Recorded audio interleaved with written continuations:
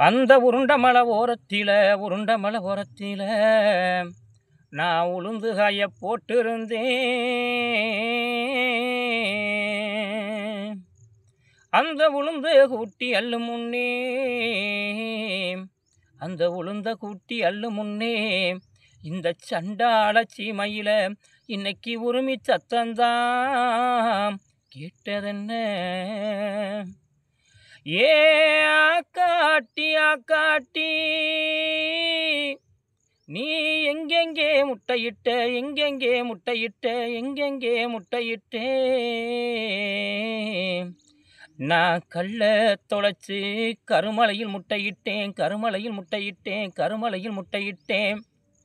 நான் இட்டது 4 முட்டை, பொறிச்சது 3 குஞ்சு.